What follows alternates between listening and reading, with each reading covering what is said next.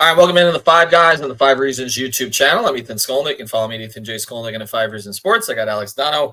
You can follow him at Alex Donno. We're going to get to some Dolphins conversation here today. Before we do, I want to mention one of our sponsors of the Five Reasons Sports Network, our friends over at Prize Picks.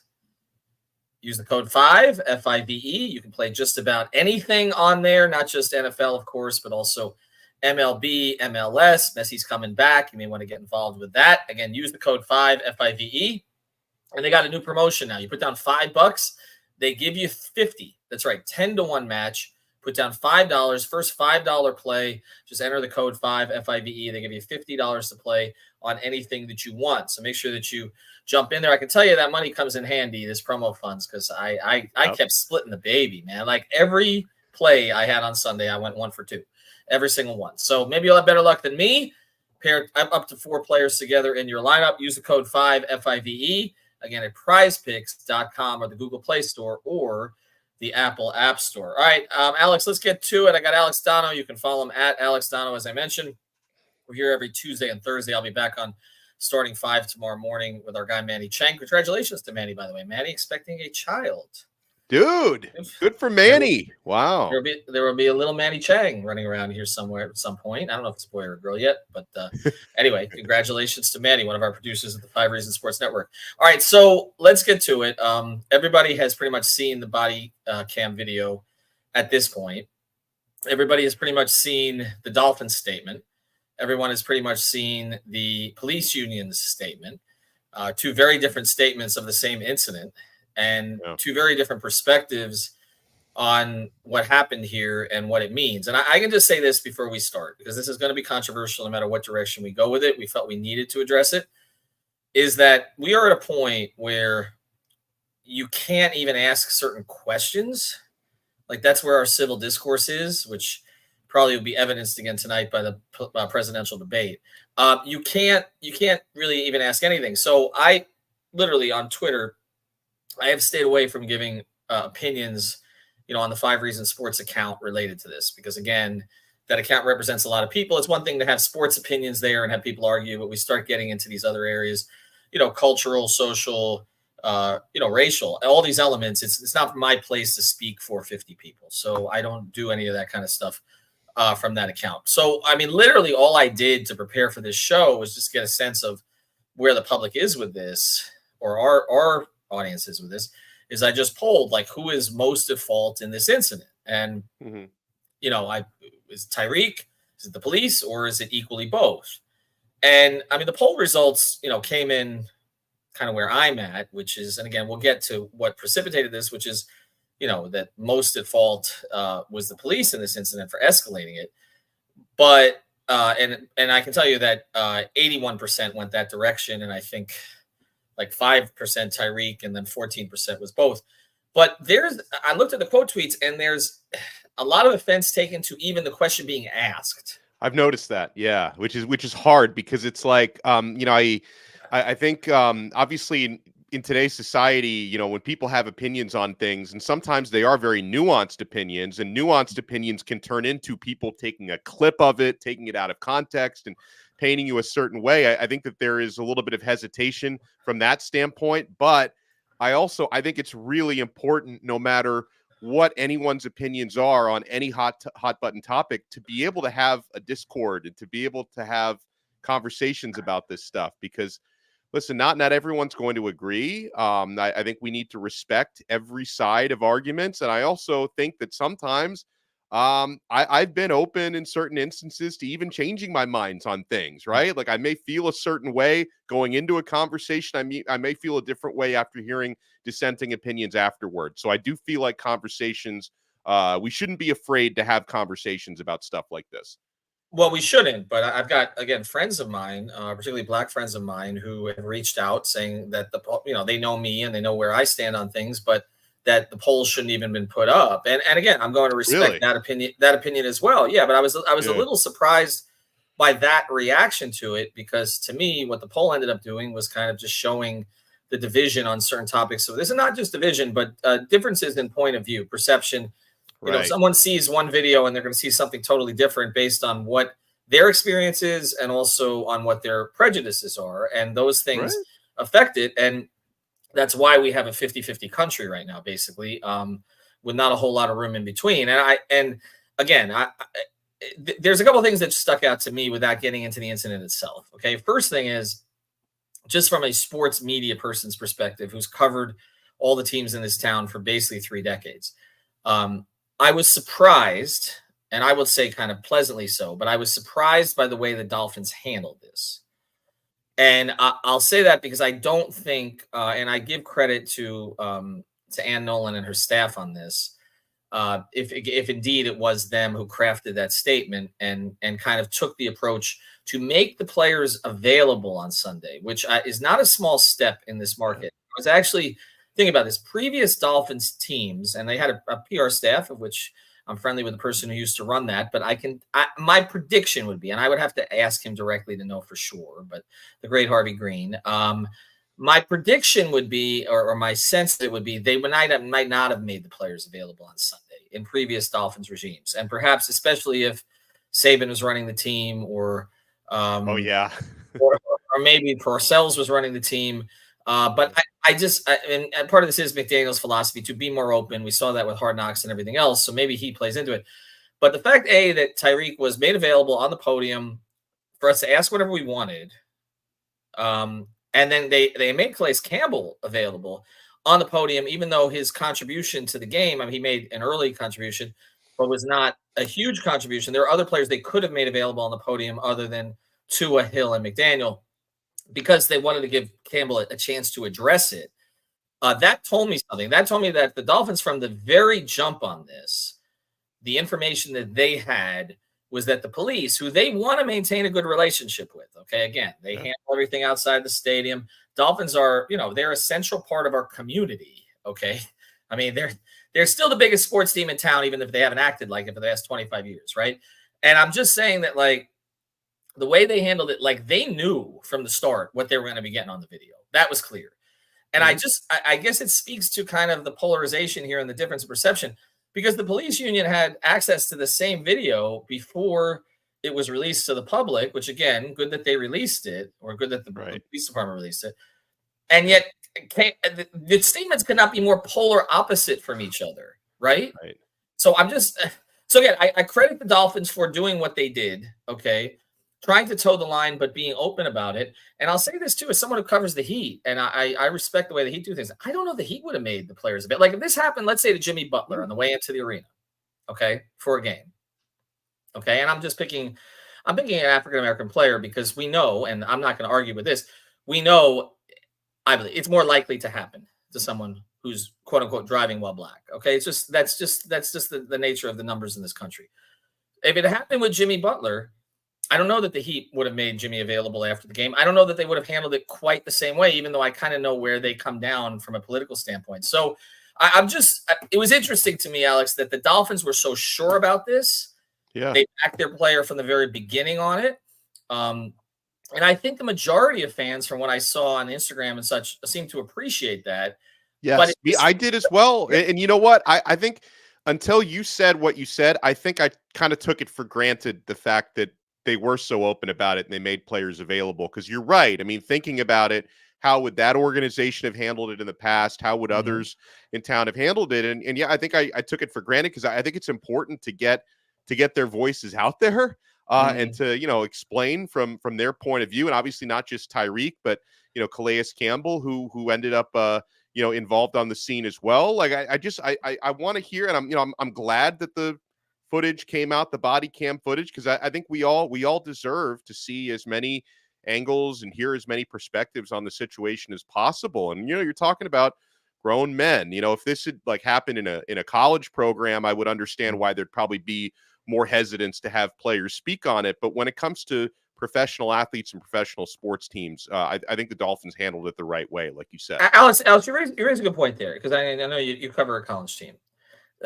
Don't you think if it was a college team, because there's so many of these incidents that happen in college, and I don't feel like Georgia. They get a player pulled over every 2 days at UGA.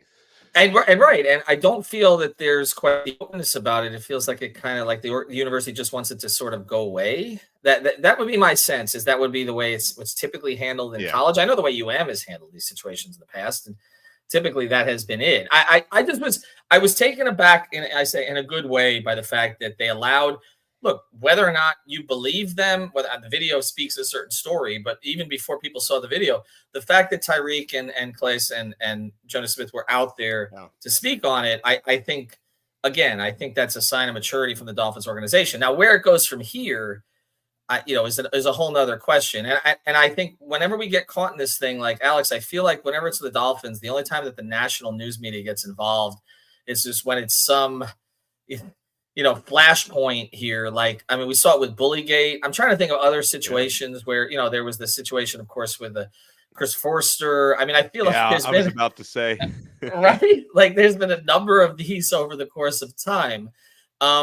How would you, if you were, and then we'll get on the other side of this, we'll get to what we actually saw in the video, but how would you expect they have a short week. They've got Buffalo coming in. They've lost 11 of 12 or 10 of 11, something like that. They don't seem to have a healthy running back right now, at least not either of their two primary ones, Mostert and A-Chain. Like, how do you expect, because there's going to be more media after on this situation over the course of this week that has nothing to do with football. So how do you think they handle it? Well, it's interesting because I guess we're not really going to know until Thursday rolls around because, I feel like this situation is now being talked about so much early in the week, and having, the players who were, involved at the scene already having spoken about it. If this is going to be something, is this going to linger into Thursday, or by the time reporters talk to Dolphins players and coaches after the game, win or lose against the Bills, if that's going to be kind of something we've already put behind us and most of the focus is going to be on the football game, I don't know. But I also think that, again, I think that's why it was good for the Dolphins to address it in a major way after the game on Sunday. So maybe there's not a necessity for as many questions to come out. But like you said, there's going to be more media at the game Thursday who weren't at this one.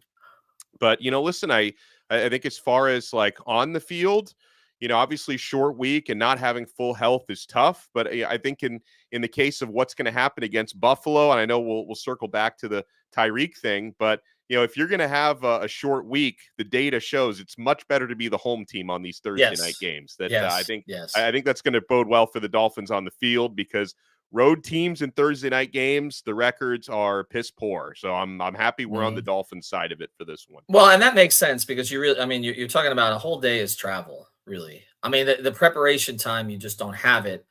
And and then there's all the other things that go into it, obviously not sleeping in your own bed, etc. But I mean, again, the travel plays into this because you really have like 1.5 days of practice before you can get up there and face the team. I will say this before we go to our sponsor, that the fact that it's Buffalo, I think, for Miami also makes this a little easier because they could essentially prepare for two opponents in training camp. The Jacksonville and Buffalo are very different, but they've seen Buffalo so many times that it's not going to be a hard ramp up. I know they've changed some personnel, but it's still Josh Allen.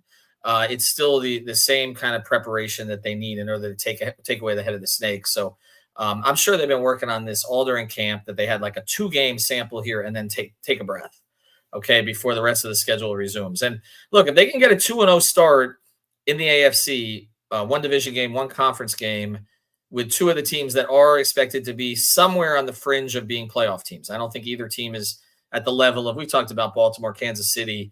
I think Houston may be up there also. But these two teams are going to be teams that the Dolphins may be fighting for position. We obviously know in the division, but also possibly in a wild card with Jacksonville. So the fact that they could start 2-0 would be significant. All right, we'll get more into the incident itself here on the other side of the break, because I just want to get your thoughts on it before we go. Do want to mention a great sponsor, the 5 Reasons Sports Network. Just did a big jersey drop over there. You got to check that out. He's got they got all kinds of cool stuff. It's not just the Heat and the Dolphins either. You can find a lot of Panther stuff on there. He did, like I said, a big Panther drop from yesterday. He's got some retro game jerseys on there too. The Barkov one was really, really nice. So check him out. This is jerseys305.com. Hey, it's Ethan Skolnick for the 5 Reasons Sports Network. We've got a great new sponsor that fits with us perfectly. It's called jerseys305.com. That's jerseys305.com. This is your home for dead stock and vintage jerseys from the Heat, Panthers, Dolphins, Marlins, and the other local teams. Their mission was born from a passion for wearing jerseys of the old styles and the past players.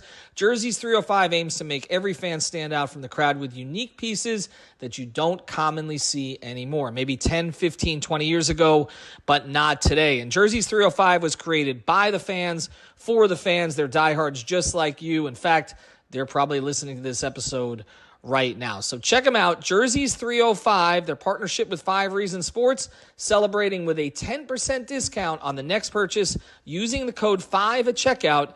Unlock your exclusive savings on the entire vintage collection.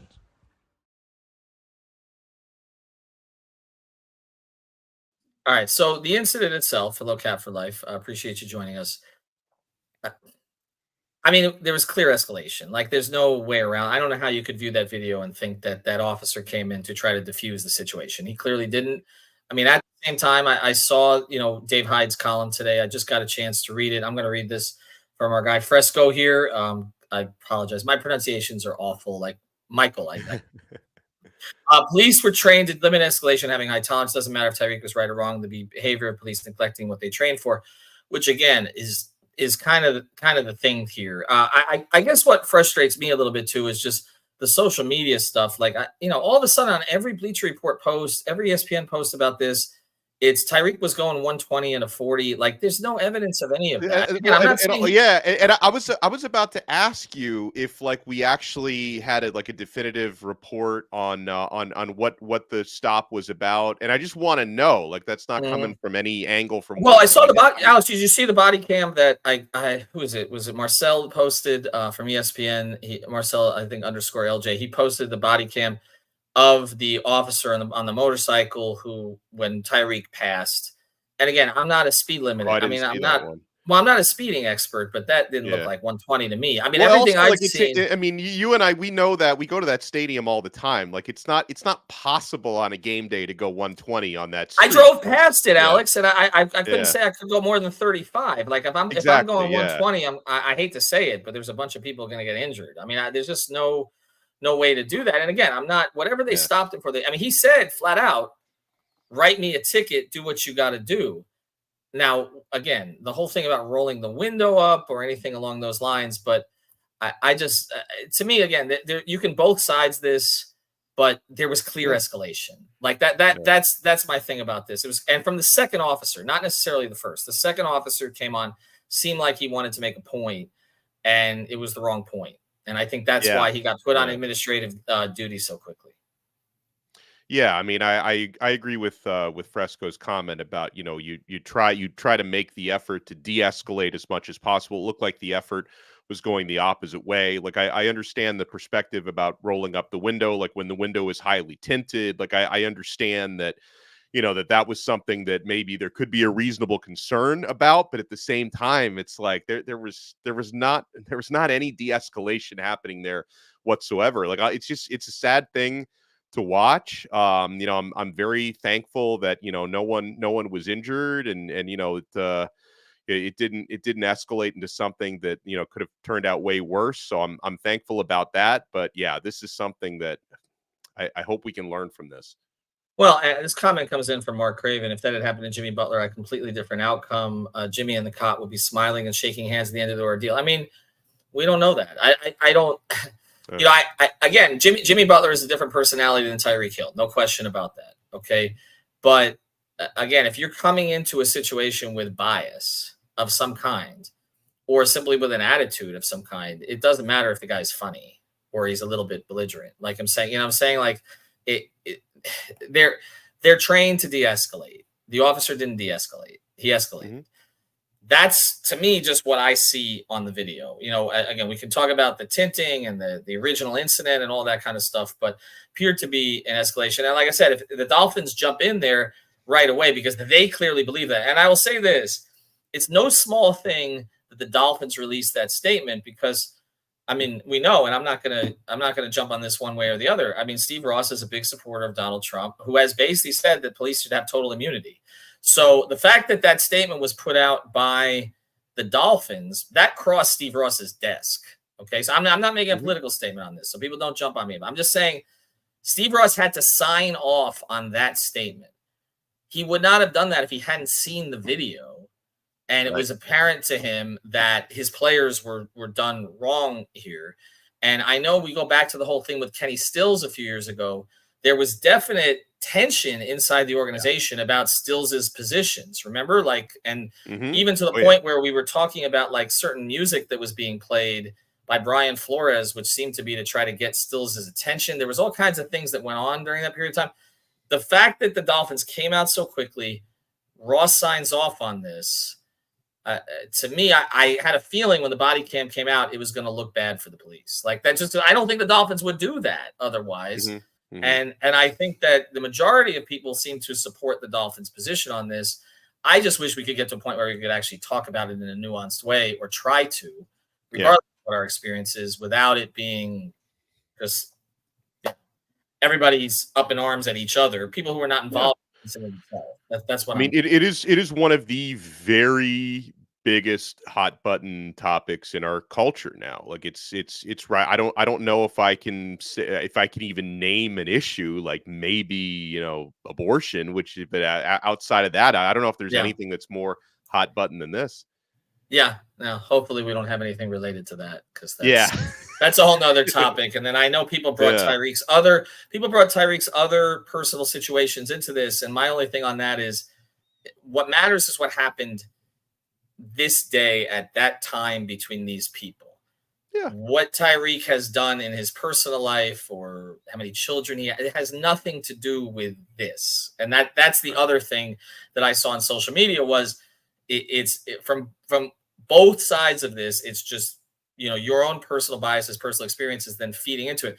Well, Tyreek must have been going 120 miles an hour. Or Tyreek must have been doing this because he did this or he did this. And again, it's just, I'm glad there's video. That's all I'll say. I'm glad there's video, and I'm glad that there's video in more of these situations now because obviously without it, anybody can tell any story that they want.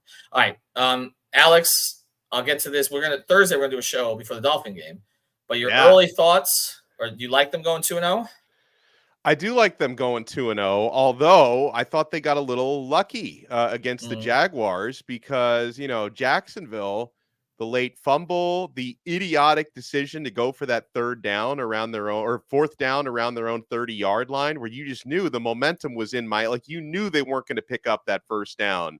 Like the Dolphins had a very slow start. Obviously they came on late, and Tyreek Hill, after all that went on in the morning, he ends up going off for 7 receptions, 130 yards and an 80-yard touchdown. And you thought like Jacksonville was playing him well defensively early in the game, but Tyreek is always going to get his.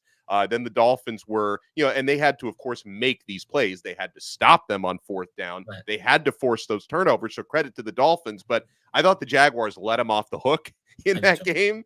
And I feel a little fortunate to come away with a victory after how poorly they started. But again, I do think that the Dolphins they didn't play consistently this past Sunday. But I do believe the Dolphins are now a better team than the Buffalo Bills. And it's a huge advantage being the home team on a Thursday night game. So, I think the Dolphins are going 2-0. Yeah, I think they're better, too. I just think they got to take care of the little things, not just the big things. The big plays for them will come. Yeah. But, the short yardage stuff they did later in the game was more encouraging to me than the 80-yard bomb where Tua looked off Waddle and hit Hill. Like, to me, I know they can do that stuff. Yeah. Can they convert the hard yards against these kind of teams? And they managed to do that. I'm a little concerned about both their top running backs being out, but this is why, and they're not out. I don't want to say they're out, but being questionable. Right. But the potential that either or both could be out. But this is why they got Jalen Wright in the draft. So we'll see how that works out. But we'll talk more about that on Thursday. If you guys have any comments, of course, you can comment to 5 Reasons Twitter if you like. Thanks to Alex. Thanks to our sponsors, Prize Picks. Use the code 5. I'll tell you what, I'll give it credit. I forgot who it was in the press box who said, it was our guy, Al Butler. He looked, he says, he's going to do a handcuff celebration today, isn't he? Yes. So if Prize Picks had gone over half a handcuff celebration, I would have played the over. That's all I can say. And as it happened, he's like, look, he's about to do it. That was the most predictable thing ever. Wow. All right. Thank you, Alex. Appreciate it. Thanks, Ethan. See you guys later.